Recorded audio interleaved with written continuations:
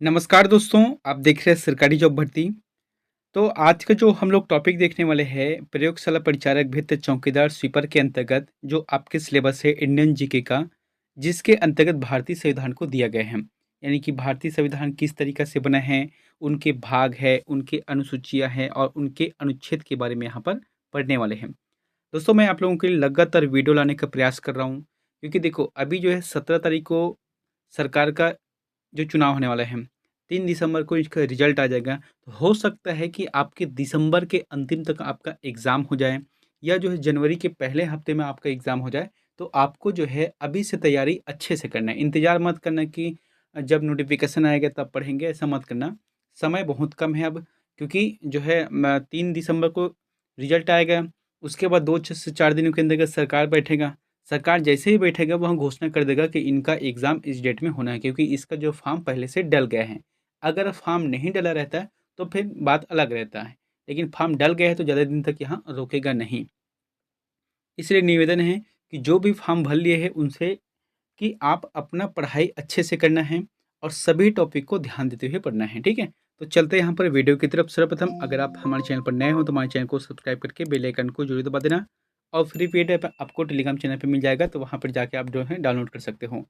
चलते हैं यहाँ पर आप लोगों के लिए होमवर्क दिया था उसको पे देख हैं अभी लास्ट वीडियो में, कि प्याज का बदला हुआ रूप है तो सही जो बचेगा तना रहेगा। उसके तने जो रहता है ना, वही प्याज का बदला हुआ रूप रहता है।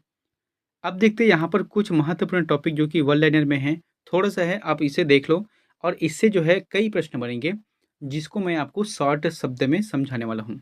सबसे पहले क्या है कि संविधान निर्माण की घटनाक्रम को देख लेते हैं। तो कौन से ऐसे घटना हुए जिसकी वजह से संविधान बना है? तो पहला आता है कि संविधान सभा का जो गठन किया गया था संविधान निर्माण के लिए, तो उसे जो है कैबिनेट मिशन 1946 के तहत हुआ था। किसके तहत हुआ था? कैबिनेट मिशन 1946 के तहत संविधान सभा का गठन किया गया था। तो इसमें जो है प्रत्येक 10 लाख की, जैसे कि कुल सदस्य हैं, अब उस कुल सदस्य में से 10 लाख की आबादी हेतु एक प्रतिनिधि का प्रावधान किया गया था। कोई जगह जैसे कि 10 लाख क्षेत्र है, मतलब जनसंख्या है, तो उसके हिसाब से एक प्रतिनिधि का चयन किया गया था।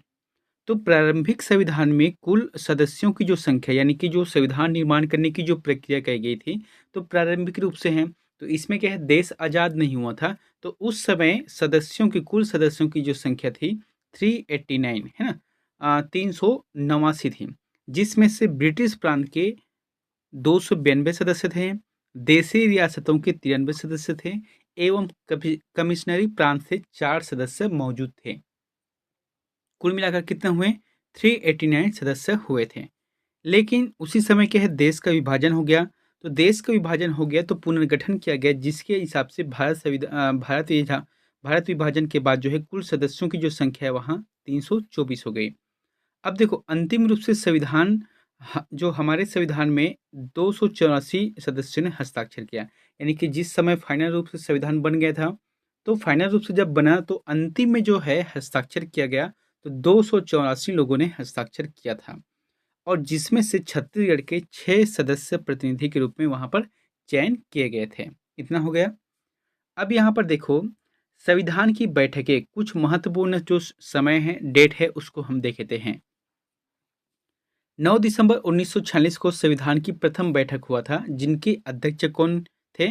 सच्चिदानंद सिन्हा, जो कि अस्थायी अध्यक्ष थे। अस्थायी इसलिए किया गया था क्योंकि स्थायी करने के लिए कभी थोड़ा सा अस्थायी सदस्य की जरूरत थी, और उस समय डॉक्टर सच्चिदानंद सिन्हा सबसे बुजुर्ग व्यक्ति थे, इसीलिए इनको अस्थायी तौर पर नियुक्त किया गया था। ये कब की बात है? 9 दिसंबर 1946 की बात है।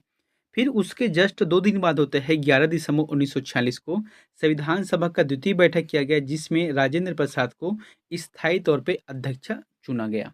ठीक है। फिर उसके 2 दिन के बाद क्या होता है, पुनः बैठक होता है, जो कि 3 दिसंबर 1946 को है। उद्देश्य प्रस्ताव पेश किया गया, एवं 22 जनवरी 1947 को उद्देश्य प्रस्ताव पारित हो गया। वहां से संविधान सभा से पारित भी हो गया वहां से, ठीक है। अब उसके बाद आता है 26 नवंबर 1949। तो क्या है, यहाँ पर जो है बीच का जो समय है ना, इसमें संविधान बनाने की प्रक्रिया हुआ। यानी कि संविधान की शब्दावली कहाँ से लेना है, कहाँ से कौन सा अनुच्छेद को किस में रखना है, किस तरीके से उसके भाग है, अनुसूचियाँ हैं, अनुच्छेद है, सब चीज़ करना है, इसमें इस समय में किया गया था, ठीक है। अब जो है 26 नवंबर 1949 को पूरी तरह से संविधान बनकर तैयार हो गया था। तो संविधान सभा द्वारा भारतीय संविधान को 26 नवंबर 1949 को स्वीकृत, अंगीकृत, यहाँ पर अंगीकृत रहेगा, अधिनियमित व आत्मसमर्पित अपने आप को किया है। यानी कि 26 नवंबर 1949 को भारतीय संविधान ने इसे स्वीकार कर लिया, ठीक है। लेकिन लागू नहीं किया था। देखो, स्वीकार करना अलग बात है। जब स्वीकार किया गया था उस समय जो है 395 जो अनुच्छेद बना था उसमें से सिर्फ 15 ऐसे अनुच्छेद थे जिसे तत्काल रूप से लागू किया गया था, प्रभाव रूप से लागू किया गया था, ठीक है। लेकिन जो है बचत का जो अनुच्छेद है उसे 26 जनवरी 1950 के लिए रखा गया था।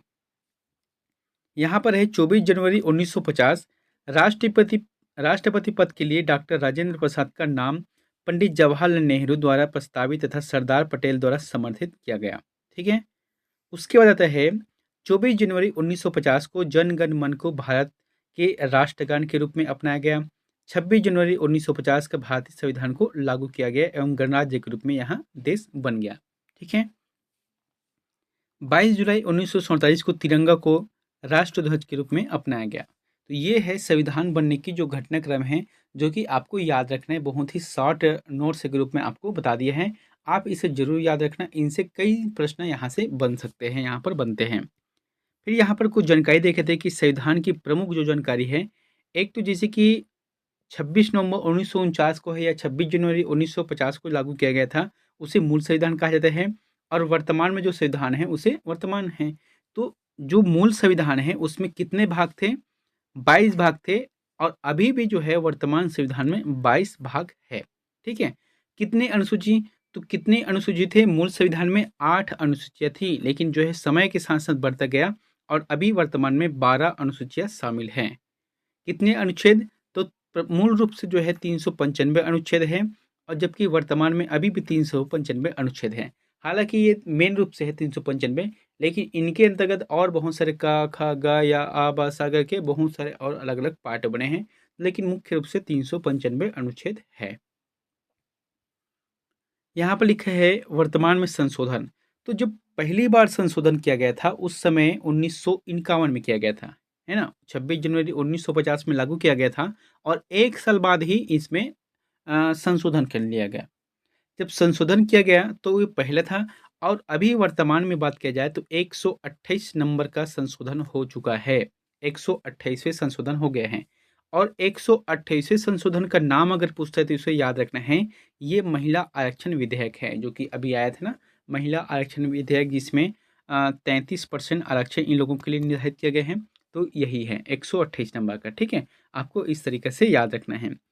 अब यहाँ पर देखो थोड़ा सा फोटो को, ये क्या है? भारतीय संविधान है, जिसके अंतर्गत क्या है? ये प्रस्तावना है। एक तरफ है हिंदी है, एक तरफ है इंग्लिश है। अब देखते हैं यहाँ पर 50 महत्वपूर्ण वस्तुनिष्ठ प्रश्न, जो कि आपको भारतीय संविधान के भाग है, भारतीय संविधान की अनुसूचियां हैं और भारतीय संविधान के अनुच्छेद, जो कि महत्वपूर्ण ढंग से प्रश्न है, उसी को मैं यहाँ पर बताने वाला हूँ। ऐसे तो संविधान का हजारों प्रश्न बनते हैं, लेकिन मैं जैसे कि समय गुजरेगा उस हिसाब से आपको अच्छे से बताते हुए चलूंगा मैं, ठीक है। अब यहाँ पर देखते हैं पहला प्रश्न कि भारतीय संविधान कितने अध्याय में विभाजित किया गया है। अध्याय मतलब होता है भाग होता है। तो भारतीय संविधान को मूल रूप से कह सकते हो या वर्तमान रूप से कह सकते हो, ये 22 भाग में विभक्त है, 22 अध्याय में विभक्त है। अगला है संविधान के किस भाग में संविधान संशोधन की प्रक्रिया उल्लेख है। तो संविधान के कौन से भाग में? जब आपको थ्योरी पढ़ाऊंगा ना, यानी कि जब सीजीपीएससी के लिए जब मैं स्टार्ट करूंगा उसमें थ्योरी रहेगा, तो उसमें आपको बता दूंगा कि जैसे कि 22 भाग हैं, तो 22 भाग के भाग नंबर 20 में संविधान संशोधन की प्रक्रिया है। यानी कि संविधान संशोधन किस प्रकार के कर सकते हैं? तो वहाँ 3 प्रकार से है। एक तो साधारण बहुमत है, एक विशेष बहुमत है, एक है राज्यों की सहमति के साथ साथ लोकसभा और राज्यसभा में जो पारित होना चाहिए एक विशेष बहुमत के साथ में, ठीक है। तो इस तरीके से 3 भाग हैं। अगर हम अनुच्छेद के बारे में पूछते हैं, कभी कभी पूछ देता है कौन सा अनुच्छेद में है, तो ये रहेगा अनुच्छेद 368 में संविधान संशोधन के बारे में उल्लेख किया गया है। अगला है संविधान के किस भाग में पंचायती राज व्यवस्था संबंधी प्रावधान दिए गए हैं। तो संविधान के कौन से ऐसे भाग हैं जिसमें पंचायती राज व्यवस्था संबंधी प्रावधान दिए गए हैं? सही जवाब आ जाएगा भाग नंबर 9। भाग नंबर 9 में पंचायती राज संबंधी व्यवस्था दिया गया है। अब देखो यहाँ पर जो पंचायती राज व्यवस्था संबंधी बात दिया गया है ना, भाग 9 में क्या है? अ, ग्राम पंचायत है, ठीक? ग्राम पंचायत है या ग्रामीण मतलब ग्राम पंचायत है, और इसी के अंतर्गत 9 के का आता है जिसमें नगर पालिका का उल्लेख किया गया है। ये भाग की बात है। अगर अनुसूचियों की बात करते हैं तो अनुसूचियाँ कितनी हैं? 12 है। तो 11वें नंबर के जो अनुसूचियाँ है उसमें पंचायती राज व्यवस्था संबंधित है, और 12वें नंबर के जो अनुसूचियाँ है उसमें नगरीय निकाय के बारे में उल्लेख किया गया है। चौथा प्रश्न है, संविधान के किस भाग में अस्थायी संक्रमणकालीन और विशेष उपबंधों के प्रावधान हैं? तो विशेष प्रावधानों के उपबंध मतलब इसके बारे में क्या बोला गया है? इसका जो आंसर जाएगा भाग नंबर 21 में, है ना? भाग नंबर 21 में संविधान के अस्थायी संक्रमणकालीन और विशेष उपबंधों के बारे में यहाँ पर दिया गया है, भाग नंबर 22 में। अगला है, निम्न में से कौन सा भाग नगर पालिकाओं से संबंधित है? तो कौन से ऐसे भाग है जो कि नगर पालिकाओं से संबंधित है, बताना है। सही जवाब आ जाएगा, अभी ये बताया था, भाग नंबर 9 का जो का है वही सही रहेगा। अगला है, संविधान के किस भाग में नीति निर्देशक तत्वों का उल्लेख किया गया है? तो संविधान की कौन से ऐसे भाग है जिसमें नीति निर्देशक तत्वों का उल्लेख किया गया है, बताना है। चतुर्थ भाग, चौथे भाग में नीति निर्देशक तत्वों के बारे में उसमें उल्लेख किया गया है, ठीक है। और अगर प्रश्न आते हैं भाग नंबर जैसे कि 4 है उसके का के अंतर्गत, तो मौलिक कर्तव्य के बारे में इसमें दिया गया है। अगला है, भारतीय संविधान के निम्न में से किस अध्याय में जनता को गारंटी मूल अधिकार प्राप्त है? यानी कि हम कह सकते हैं कि मूल अधिकार जो है भारतीय संविधान के किस अनुच्छेद के, सॉरी किस भाग के अंतर्गत दिया गया है? तो ये रहेगा भाग नंबर 3 है। भाग नंबर 3 के अंतर्गत देश की जो जनता है उससे मूल अधिकार प्राप्त किया गया है, दिया गया है उनको। अगले है, भारतीय नागरिकों के मूल कर्तव्यों का विवरण संविधान के किस भाग में दिया गया है? तो अभी बताया था मूल कर्तव्यों का जो विवरण है वहाँ संविधान के भाग नंबर 4 के क में दिया गया है। दोस्तों मैं जितना भी बता रहा हूँ ना काफ़ी इंपॉर्टेंट है, आप इसको हल्के में मत लेना, ये आपके हर एग्जाम में काम आएगा। इसीलिए कहता हूँ कि आपको लगता है कि आप खुद से देना चाहते हो तो वीडियो को एक बार पॉज कर लेना, पॉज करने के बाद एक बार स्वयं से देने का प्रयास करना। मैं बहुत ही आराम से बता रहा हूँ और अच्छा बताने का ही प्रयास करता हूँ, ठीक है। 9वां नंबर का प्रश्न देखते हैं, भारतीय संविधान का भाग 15 किसके बारे में बताता है? बहुत ही अच्छा प्रश्न है। देखो भारतीय संविधान का जो भाग नंबर 15 है ना, ये निर्वाचन से संबंधित के बारे में बताता है, यानी कि निर्वाचन संबंधित है। अगर अनुच्छेद पूछता है तो 324 रहता है, अनुच्छेद नंबर 324 जो कि निर्वाचन से संबंधित, जैसे कि अभी छत्तीसगढ़ में इलेक्शन हो रहा है, मध्य प्रदेश है, उसके बाद जो है लोकसभा है, राज्यसभा, यहाँ पर इलेक्शन होता है, तो ये सभी क्या है, भाग नंबर 15 के अंतर्गत आता है जो कि निर्वाचन से संबंधित है। अगला है, संविधान में आपातकाल की व्यवस्था किस भाग में किया गया है? काफ़ी इंपॉर्टेंट है। तो आपातकाल की जो व्यवस्था है संविधान के किस भाग में किया गया है? भाग नंबर 18 है। आपातकाल मतलब ये देखो 3 आपातकाल लगते हैं। एक तो है अनुच्छेद नंबर 352 है, एक तो है अनुच्छेद नंबर 356 है, एक है अनुच्छेद नंबर 360 है। यानी कि एक में होता है वित्तीय आपातकाल, एक होता है जो बाहर से कोई मतलब आक्रमण करे तब की बात है, और एक होता है सैन्य विद्रोह होता है, अलग अलग होता है इसमें। 11वां नंबर का प्रश्न है, सुमेलित कीजिए। एक तरफ है सूचियाँ हैं, एक तरफ है सूची 2 हैं, 1 और 2 हैं, ठीक है। जैसे कि भाग नंबर, जैसे कि भाग 9 है, तो भाग 9 में क्या बताया था आपको, ये पंचायती राज से संबंधित है। उसके बाद है जो जैसे कि भाग 8 हमको पता नहीं है, तो आपको ये देखना है कि भाग यहाँ पर जो पढ़ाया हूँ 9 के का क्या है, नगर पालिका से संबंधित है, ऐसे भी देख सकते हो। भाग 4 का में क्या है, ये जो है आपके मूल कर्तव्य के बारे में दिया गया है। अब बचा क्या, भाग 8 जो कि संघ क्षेत्र से संबंधित है। इसका मतलब है ए आंसर सही रहेगा, 3 1 4 2। अगला है, भारतीय संविधान के भाग 7 को किस वर्ष से निरस्त किया गया? तो भारतीय संविधान के भाग 7 को निरस्त किया गया। देखो अभी वर्तमान में कितना भाग है, 22 भाग है, लेकिन 7 नंबर के जो भाग है वहाँ निरस्त कर दिया गया है। लेकिन हम इसे गणना के रूप में गिनते हैं, ठीक है, लेकिन ऐसा नहीं कि इसमें नहीं है। अब प्रश्न आता है कि भाग 7 नंबर क्यों निरस्त किया गया है? आप 1 मिनट इसे सुन लो। देखो, हुआ क्या था जब देश आज़ाद हुआ था, तो उसमें हमारा जो देश है वहाँ लगभग 560 से भी ज़्यादा देशी रियासतों में विभक्त था, ठीक है? तो कोई देशी रियासत अमीर थे, कोई गरीब थे। तो जब देश में जो है सरदार वल्लभ भाई पटेल की तरफ से एकीकरण किया गया, तो उसमें जो है सभी रियासतों को 4 कैटेगरी में बाँटा गया था, ए, बी, सी, डी। यानी कि जो अमीर है उसे ए, उससे गरीब है बी और सबसे गरीब है उसे डी। तो इस आधार पे बाँटा गया था। लेकिन जो है 1956 में राज्यों का पुनर्गठन किया गया भाषाई आधार पे। राज्यों का पुनर्गठन किया गया भाषाई आधार पे। तो उसमें जो है भाग नंबर जो 7 में दिया गया था ए, बी, सी, डी वाले जो ऑप्शन हैं, उसे हटा दिया गया। अब जो है भाषाई आधार पे किया गया। जैसे कि सिंपल से 1960 में गुजरात और महाराष्ट्र बना। तो पहले क्या था, ये दोनों एक ही में थे। लेकिन जो गुजराती बोलते हैं उसे भाषाई आधार पे ऊपर कर दिया गया, यानी कि गुजरात बना दिया। और जो मराठी बोलते हैं उसे महाराष्ट्र में दे दिया गया। तो ये क्या है, भाषाई आधार पर हुआ था। इसलिए हम कह सकते हैं कि भाग नंबर 7 को वर्ष 1956 में हटा दिया गया था।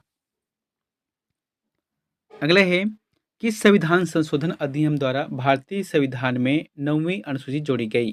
तो 9वीं अनुसूची मूल रूप से तो 8 था, लेकिन 9वीं रूप से कौन से जोड़ा गया है, कौन से संविधान संशोधन अधिनियम में? ये रहेगा पहला, जो कि 1951 की बात है। अगला है, 52वें संविधान संशोधन अधिनियम 1985। देखो, 1985 में ना 52वें नंबर के संविधान संशोधन अधिनियम हुआ है, जिसके अनुसार से कौन से अनुसूची को भारतीय संविधान में शामिल किया गया? तो ये रहेगा 10वीं अनुसूची। 10वीं अनुसूची को शामिल किया गया। और इसके अनुसार से क्या है, दल बदल कानून बनाया गया था। दल बदल यानी कि कोई व्यक्ति जो है विधायक रहते हुए, सांसद रहते हुए इधर के उधर जो दल में परिवर्तन करते हैं ना, उनके विरोध में बनाया गया था। 15 नंबर का प्रश्न क्या है कि संविधान की द्वितीय अनुसूची का संबंध किससे है? तो द्वितीय अनुसूची का जो संबंध है वहाँ महत्वपूर्ण पदाधिकारियों के वेतन से है। जैसे कि राष्ट्रपति है, उपराष्ट्रपति है, प्रधानमंत्री है, सर्वोच्च न्यायालय के मुख्य न्यायाधीश है, उनके न्यायाधीश है, राज्यों के जो हाई कोर्ट है उनके न्यायाधीश है, और जो है महान्यायवादी है। तो इतने जितने भी हैं पदाधिकारी, इनके वेतन और भत्तों से संबंधित जो जानकारी है वहाँ द्वितीय अनुसूची के अंतर्गत देखने को मिलता है। फिर आता है, भारत संघ में शामिल राज्यों और संघ शासित क्षेत्रों का उल्लेख भारतीय संविधान की किस अनुसूची में है? तो इसका जो आंसर जाएगा प्रथम अनुसूची रहेगा। अगला है, भारतीय संविधान की तीसरी अनुसूची का संबंध है। तो देखो, पहला जो मैं पढ़ाया था वो भाग का गया, अब जो है अनुसूची का रहे हैं। तो जैसे कि पहली अनुसूची में क्या है, राज्यों और संघ के बारे में दिए गए हैं। दूसरी अनुसूची में क्या है, महत्वपूर्ण पदाधिकारियों के वेतन भत्ते से दिया गए हैं।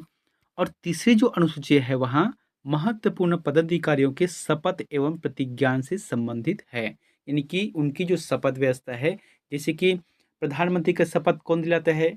राष्ट्रपति दिलाते हैं। राष्ट्रपति का जो शपथ है वहाँ कौन दिलाते हैं? इसी तरीके से जैसे कि सर्वोच्च न्यायालय है, तो वो किसके माध्यम से होता है वहाँ? राष्ट्रपति के माध्यम से होते हैं, और राष्ट्रपति जो है सर्वोच्च न्यायालय के माध्यम से होते हैं। तो इसी तरीके से प्रक्रिया चलते रहता है। 18 नंबर का प्रश्न है, संविधान की किस अनुसूची में प्रत्येक राज्य एवं राज्य संघ क्षेत्रों के लिए राज्यसभा में स्थानों का आवंटन दिया गया है? तो चतुर्थ अनुसूची में। यानी कि ये जनसंख्या के आधार पे, जैसे कि हमारा छत्तीसगढ़ है, तो छत्तीसगढ़ में जो जनसंख्या है उस आधार पे राज्यसभा जो सीट है उसमें कितना है, राज्यसभा सीट छत्तीसगढ़ में 5 है, लोकसभा सीट कितना है, 11 है, विधानसभा सीट कितना है, 90 है, और इसी में प्लस एक एंग्लो इंडियन का रहता है। अगले है, संविधान की किस अनुसूची का संबंध स्वशासी जिला परिषदों से है? तो कौन से अनुसूची का जो संबंध है वहाँ स्वशासी जिला परिषदों से है? इसका जो जवाब आ जाएगा छठी अनुसूची से है। अगला है, भारतीय संविधान की 8वीं अनुसूची का संबंध है। तो आपको बताना है कि भारतीय संविधान का जो 8वीं अनुसूची है वह संबंध किससे है? बहुत ही अच्छा प्रश्न है। ये रहेगा भाषाओं के साथ। भाषाओं के साथ यानी कि भाषा के बारे में वहाँ पर उल्लेख किया गया है। अच्छा, यहाँ पर प्रश्न ये पूछ देगा कि भारत के 8वीं अनुसूची में भाषाओं के बारे में दिया गया है, तो कितने भाषा शामिल है? तो अभी वर्तमान में है 22 भाषाओं का उल्लेख है। अगले है, 2014 में आंध्र प्रदेश से अलग कर एक नए राज्य तेलंगाना का गठन हुआ। इसमें संविधान की किस अनुसूची में परिवर्तन होता है? तो देखो, अनुसूची की बात आते हैं ना, तो अनुसूची नंबर पहला, क्योंकि पहला अनुसूची में राज्य एवं संघ शासित क्षेत्रों के बारे में उल्लेख किया गया है।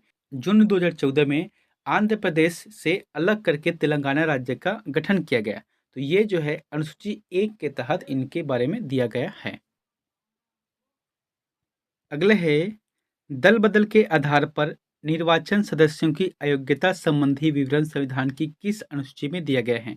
काफी इंपॉर्टेंट है, जैसे कि आजकल बहुत देखने को मिलता है, ये पार्टी को छोड़कर वो पार्टी में चले गए, विधायक रहते हुए इधर के उधर चले गए। तो ये जो है दल बदल कानून के अंतर्गत आता है और इसकी अयोग्यता संबंधी जो ठहराव है वहाँ उस लोकसभा के जो स्पीकर रहता है उनके माध्यम से किया जाता है। तो इसका जो उल्लेख है वहाँ अनुसूची 10वीं में किया गया है, 10वीं अनुसूची में किया गया है। अगला है, संविधान की छठी अनुसूची इनमें से किस राज्य में लागू नहीं होती? तो देखो, छठी अनुसूची में सिर्फ 4 राज्यों के बारे में उल्लेख किया गया है, तो एक राज्य शामिल नहीं है, वो है सिक्किम। क्योंकि जो पूर्वोत्तर के 7 राज्य है उसमें से असम, मेघालय, त्रिपुरा और मिजोरम, ये चारों राज्यों को शामिल किया गया है छठी अनुसूची के अंतर्गत। अगला है, भारतीय संविधान की 11वीं अनुसूची संबंधित है। तो 11वीं अनुसूची संबंधित है वहाँ पंचायती राज व्यवस्था से संबंधित है और 12वीं अनुसूची है वहाँ नगर पालिका से संबंधित है। आपको याद रखना है, मैं इसे कई बार बता रहा हूँ। और कभी कभी जो है नगर पंचायत से संबंधित प्रश्न, सॉरी, पंचायती राज से संबंधित प्रश्न पूछते, तो उसको भी हम लोग नेक्स्ट वीडियो में जो भी रहेगा उसमें देखने वाले हैं।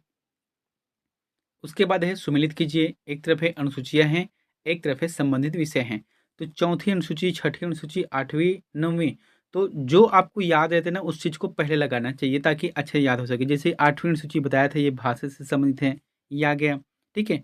उसके बाद क्या है, यहाँ पर जो है छठी अनुसूची है, तो छठी अनुसूची जो कि जनजाति क्षेत्र से है, अभी बताया था ना आपको 4 राज्य के बारे में, वही हो गया।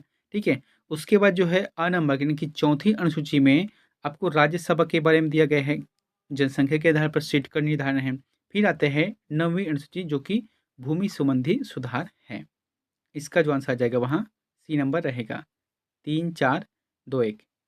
अगले है, भारत के संविधान की किस अनुसूची में विभिन्न राज्यों में अनुसूचित क्षेत्रों के प्रावधान का नियंत्रण के लिए विशेष उपबंध है? तो नियंत्रण के लिए विशेष उपबंध जो है 5वीं अनुसूची के तहत किया गया है।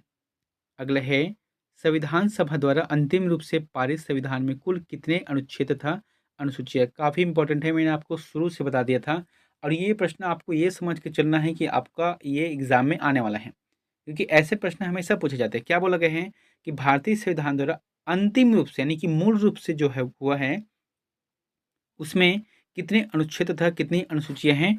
तो ये रहेगा 395 अनुच्छेद और 8 अनुसूचियां हैं। अगर वर्तमान की बात करते हैं तो फिर 395 अनुच्छेद है और 12 अनुसूचियां आएगा। अगला है, वर्तमान में भारतीय संविधान में धाराओं की कुल संख्या कितनी है? तो धाराओं की जो कुल संख्या है वहाँ 395 है। हालांकि इसके अंतर्गत बहुत सारे और हैं, लेकिन उसको हमको नहीं देखना है। अगला है, संविधान के किस अनुच्छेद में यह अंकित है कि इंडिया अर्थात भारत राज्यों का संघ होगा? देखो, ये जो शब्द है ना, अनुच्छेद 1 के तहत किया गया है, इंडिया दैट इज भारत। इसीलिए जो है अभी बीच में बहुत हंगामा हुआ था कि जैसे कि प्रधानमंत्री मोदी ने इंडिया की जगह भारत शब्द का प्रयोग किया था। और एक सर है, आप सभी को पता होना चाहिए, डॉक्टर विकास दिव्यकीर्ति सर, वो हमेशा से कहते हैं कि ये जो शब्द है ना गलत तरीके से है। इंडिया दैट इज भारत नहीं, मतलब इंडिया अर्थात भारत नहीं, भारत अर्थात इंडिया ऐसा होना चाहिए था। लेकिन क्या है, उस समय पता नहीं क्या था, तो ये बात पर विरोध हुआ था, हमेशा विरोध हुआ था। लेकिन यहाँ पर जो प्रश्न पूछा गया है हम उसी को चर्चा करेंगे, इधर उधर की बातें नहीं करेंगे। ठीक है। तो अनुच्छेद 1 के तहत इंडिया अर्थात भारत है, यानी कि भारत राज्यों का संघ होगा। अगला है, भारतीय संविधान के किन अनुच्छेदों में नागरिकता संबंधी प्रावधान हैं? तो नागरिकता संबंधी जो प्रावधान है वहाँ भाग नंबर 5 से लेकर 11 तक है, जो कि अनुच्छेद नंबर 5 से 11 तक है। और भाग की बात आता है तो भाग नंबर 2 है। अगला है, किन अनुच्छेदों द्वारा भारतीय संविधान नागरिकों को मूल अधिकार निश्चितता प्रदान करता है? तो मूल अधिकार की जो बारे में दिया गया है, अनुच्छेद कौन से अनुच्छेद में दिया गया है? तो अनुच्छेद 12 से लेकर अनुच्छेद 35 तक है। इसके अंतर्गत जैसे कि स्वतंत्रता का अधिकार है, अस्पृश्यता यानी कि धार्मिक स्वतंत्रता का अधिकार है, बोलने की आज़ादी है, तो इस तरीके से बहुत सारे मूल अधिकार दिए गए हैं। अगला है, नौकरियां तथा शैक्षणिक संस्थानों में समाज के कमजोर वर्ग के लिए आरक्षण उपलब्ध कराने के लिए केंद्र सरकार को संविधान का कौन सा अनुच्छेद अधिकार प्रदान करता है? यानी कि केंद्र सरकार को जो समाज के कमजोर वर्ग हैं उनको शिक्षण के क्षेत्र में, नौकरी के क्षेत्र में आरक्षण देना है, तो वो कौन से अनुच्छेद के अंतर्गत दिया गया है? अनुच्छेद 16 में इस चीज का उल्लेख किया गया है। अगले है, भारत के संविधान का निम्न में से कौन सा अनुच्छेद अस्पृश्यता उन्मूलन करता है तथा किसी भी रूप में इसे आचरण का निषेध करता है? अस्पृश्यता मतलब है छुआछूत की भावना। पहले होता था, लेकिन अब जो है नहीं होता, लेकिन अभी भी कई जगह होने को मतलब देखने को मिलता है। लेकिन कोशिश ये करना चाहिए कि कभी भी छुआछूत की भावना नहीं रखना चाहिए, और ये जो है भारतीय अनुच्छेद के 17 के तहत दिया गया है। अनुच्छेद 17 में इस चीज का उल्लेख किया गया है। अगला है, भारतीय संविधान का कौन सा अनुच्छेद राष्ट्रपति पद के लिए पुनः निर्वाचन की योग्यताएं निर्धारित करता है? तो राष्ट्रपति पद के लिए जो निर्वाचन होता है इनके बारे में जो है अनुच्छेद 57 के तहत इसका उल्लेख किया गया है। अगला है, किस अनुच्छेद में प्रेस की स्वतंत्रता का उल्लेख किया गया है? देखो, प्रेस की स्वतंत्रता शब्द तो अच्छा है, प्रेस की स्वतंत्रता, लेकिन भारतीय संविधान में प्रेस शब्द नहीं जुड़ा है। उसमें क्या जुड़ा है? वाक की स्वतंत्रता, यानी कि बोलने की स्वतंत्रता है। अब बोलने की स्वतंत्रता आप कहाँ पर बोल सकते हो? प्रेस में, यानी कि समाचार के अंतर्गत बोल सकते हो, चाहे वहाँ इलेक्ट्रॉनिक मीडिया हो, प्रिंट मीडिया हो, या जो अलग से आता है। तो ये क्या है, सभी प्रेस की स्वतंत्रता के अंतर्गत आता है, जो कि वाक की स्वतंत्रता है, बोलने की आज़ादी है। और इस चीज का उल्लेख जो है भारतीय संविधान के 19 में किया गया है। अगला है, मौलिक अधिकार के अंतर्गत कौन सा अनुच्छेद बच्चों के शोषण से संबंधित है? तो बच्चों के शोषण से संबंधित है, वहां कौन सा रहेगा? इसका जो जवाब आ जाएगा अनुच्छेद 24 के तहत है। जैसे कि बच्चों के शोषण के अंतर्गत क्या है, शारीरिक रूप से हो चाहे मानसिक रूप से हो, सभी इसमें शामिल होता है। अगला है, भारतीय संविधान का कौन सा अनुच्छेद राज्य सरकारों को ग्राम पंचायतों के गठन का निर्देश देता है? तो ग्राम पंचायतों का जो गठन का निर्देश देता है वहाँ अनुच्छेद 40 है। काफी इंपॉर्टेंट है, ये प्रश्न कई बार पूछा गया है कि भारतीय संविधान में राज्य सरकारों को कौन सा अनुच्छेद दिया गया है जिसके हिसाब से ग्राम पंचायत का निर्माण कर सकते हैं। जैसे कि 3 गांव हैं छोटा छोटा, अब तीनों गांव को एक करके वहां ग्राम पंचायत बना सकते हैं। ये राज्य सरकार का हाथ रहते हैं। अगला है, संविधान का कौन सा अनुच्छेद मंत्री परिषद के गठन के बारे में आधारभूत नियम निर्धारित करता है? तो मंत्री परिषद के गठन, इसके बारे में जो है अनुच्छेद 75 में करता है। अगला है, संविधान के किस अनुच्छेद में धन विधेयक की परिभाषा दी गई? काफी इंपॉर्टेंट है, धन विधेयक की परिभाषा है वहां। इसका जो आंसर आ जाएगा अनुच्छेद 110। 110 में जो है धन विधेयक की परिभाषा दी गई है। देखे थे क्या होता है कि धन विधेयक उसे कहते हैं जिसे टैक्स लगाने और टैक्स खत्म करने, उधार लेने, संचित निधि से धन की निकासी, लेखा परीक्षा और लेखा से संबंधित अधिनियम शामिल होते हैं। धन विधेयक को केवल लोकसभा में चर्चा के लिए पेश किया जाता है। अगला है, कौन सा अनुच्छेद भारत के राष्ट्रपति किसमें अध्यादेश जारी करने की शक्ति प्रदान करता है? तो अध्यादेश जारी करने की जो शक्ति है वहाँ 123 के आधार पर है ना। राष्ट्रपति को जाते हैं, इसके आधार पर क्या होता है, अध्यादेश जारी करता है 123 अनुच्छेद के तहत। अगला है, किस अनुच्छेद में संवैधानिक प्रावधानों की संघीय संसद राज्य विधान पालिकाओं द्वारा बनाए गए नियमों कानून पर प्राथमिकता प्रदान करती है? तो जो प्राथमिकता प्रदान करती है वह कौन से रहेगा? अनुच्छेद नंबर 245 है। अनुच्छेद 245 जो है यहाँ कानून पर प्राथमिकता प्रदान करता है। अगला है, कौन सा अनुच्छेद संसद को राज्य सूची के विषय में संबंध में विधि बताने की शक्ति प्रदान करता है? देखो, प्रश्न को मैं बताता हूँ ना, तो आप अच्छे से पहले समझना कि ये बोल क्या रहे हैं, ताकि आपका जो आंसर है वहाँ सटीक ढंग से बैठ सके। क्या बोला गया है कि कौन सा अनुच्छेद संसद को राज्य सूची के विषय में, तो जैसे कि एक तो होता है जो 7वीं अनुसूची, ठीक है, तो 7वीं अनुसूची के तहत एक तो है राज्य सूची है, एक है केंद्र सूची है, एक है समवर्ती सूची। राज्य सूची के लिए राज्य सरकार नियम बनाती है, केंद्र सूची के लिए केंद्र सरकार नियम बनाती है, और समवर्ती सूची के लिए दोनों मिलाकर नियम बनाते हैं। तो राज्य सूची के विषय में विधि बनाने की, यानी कि शक्ति बनाने का जो प्रावधान किया गया है वह कौन सा अनुच्छेद में है? अनुच्छेद 249 में किया गया है। अगला है, कौन सा अनुच्छेद संसद को अंतर्राष्ट्रीय समझौते को लागू करने के लिए विधि निर्माण करने की शक्ति प्रदान करता है? सही जवाब आ जाएगा अनुच्छेद 253 रहेगा। अगले है, किस अनुच्छेद में नई अखिल भारतीय सेवा की स्थापना का प्रावधान करता है? अखिल भारतीय सेवा यानी कि जो एग्जाम होता है ना यूपीएससी का, जिसमें आईएएस है, आईपीएस है, आईएफएस है, आईआरएस है, तो ये जो है अखिल भारतीय सेवा के अंतर्गत आता है और ये अनुच्छेद 312 के तहत इनका प्रावधान किया गया है। अगला है, किस अनुच्छेद में निर्वाचन आयोग के लिए प्रावधान किया गया है? तो मैंने आपको बताया था, एक तो जैसे कि भाग नंबर कितना है, 15 है, और इसे अगर अनुच्छेद में देखा जाए तो फिर अनुच्छेद 324 आता है। अगले है, लोकसभा में एंग्लो इंडियन समुदाय के प्रतिनिधित्व के लिए प्रावधान संविधान के किस अनुच्छेद के अंतर्गत आता है, मतलब किया गया है? तो ये रहेगा अनुच्छेद 331। जैसे कि 331 के तहत ही छत्तीसगढ़ में जो विधानसभा है उसमें एक एंग्लो इंडियन होता है ना? उसी तरीके से राज्यसभा है, लोकसभा में भी होता है। अगले है, अनुसूचित जातियों और जनजातियों के लिए राष्ट्रीय आयोग गठित करने का प्रावधान किस अनुच्छेद के अंतर्गत किया गया है? जैसे कि एसटी एससी आयोग का गठन करते हैं, ओबीसी आयोग का गठन करते हैं, तो ये सभी क्या है, जैसे कि अनुसूचित जातियों के बारे में है 338 में है, और जबकि जनजातियों के बारे में है 338 का के तहत किया गया है अनुच्छेद में। अगला है, भारत में बाहरी आक्रमण अथवा सशस्त्र विद्रोह के कारण भारत के राष्ट्रपति द्वारा राष्ट्रीय आपातकाल की घोषणा किसके अंतर्गत की जाती है?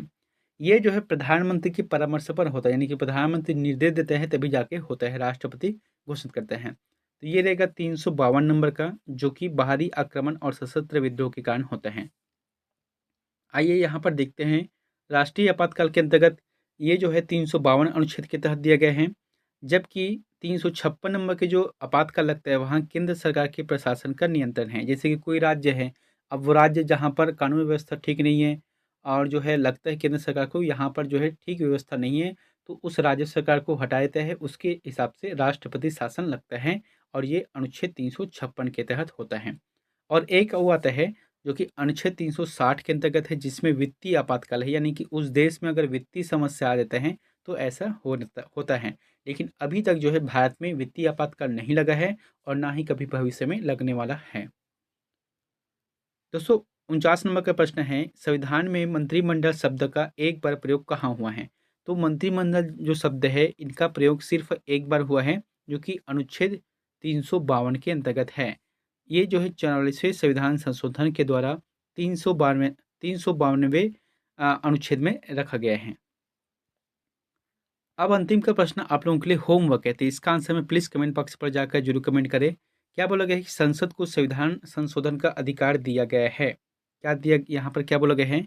संसद को संविधान संशोधन का अधिकार दिया गया है, वह कौन से अनुच्छेद के अंतर्गत है? ऑप्शन यहाँ पर अनुच्छेद 349 है, अनुच्छेद 368 है, अनुच्छेद 390 है, या अनुच्छेद 351 है। इन चारों में से जो भी ऑप्शन आपको सही लगता है तो प्लीज़ हमें कमेंट बॉक्स पर जाकर जरूर कमेंट करें। मिलते हैं नेक्स्ट वीडियो में एक नई जानकारी के साथ। Thank you.